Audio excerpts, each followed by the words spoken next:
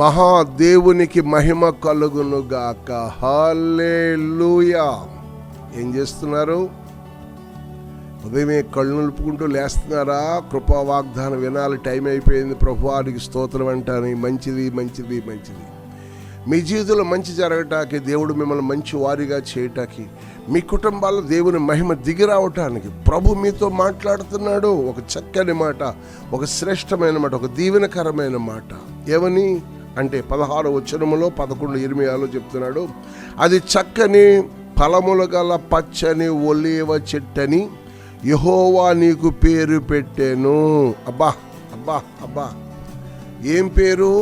ఏం పేరు? హల్లెలూయా. పేరులో ఒక మాధుర్యం ఉంది. పచ్చని ఒలీవ చెట్టు. ఒలీవ చెట్టు ఎండాకాలం వర్షాలు లేని టైంలో కూడా నిబ్బరమైన మనసుతో ఉంటుంది, ఆకు వాడదు, ఫలాలిస్తుంది.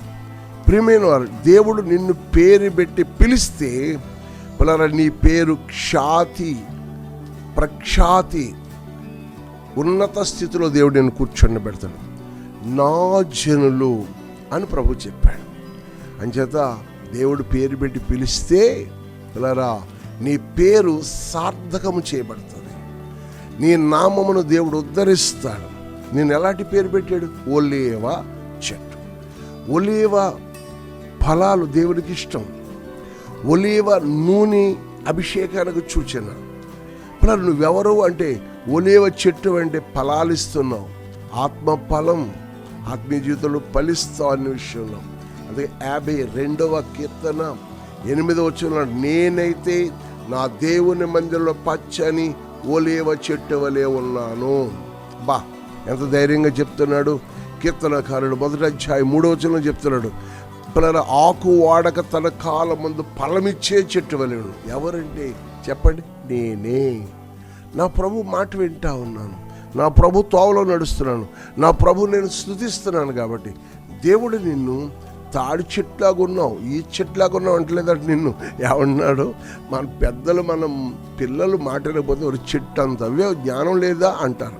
కానీ ప్రభు అంటున్నాడు, నిన్ను ఒక పిల్లల శోధనలో, శ్రమలో నిలవగలిగిన ఒక వ్యక్తిగా, అనేక మందికి నీడనిచ్చేవాడిగా, అనేక పక్షులకు ఆహారముగా, యజమానులు సంతోషపెట్టేగా, ఇన్ని అర్హతలు దేవుడికి ఇస్తుంటే ఈరోజు నువ్వు ఎలాగున్నావు? నా పరిస్థితి ఇంతే అనుకుంటున్నావా? లేదు లేదు, లే. దేవుడు నిన్ను కొత్త పేరు పెట్టి పిలుస్తున్నాడు, కొత్త మనసిస్తున్నాడు, నీలో కొత్తదనాన్ని దయచేస్తున్నాడు. నువ్వెవరంటే పచ్చని ఒలీవ చెట్టు. నీ నీడను అనేక మంది ఆశ్రయం పొందుతారు, అనేక పక్షులకు నువ్వు ఆశ్రయం ఇస్తావు, అనేక మంది దీనులకు ఫలాలుగా మారుతావు, అనేది యజమానులు సంతోషపెడతావు, శోధన కాలం నిలుస్తావు.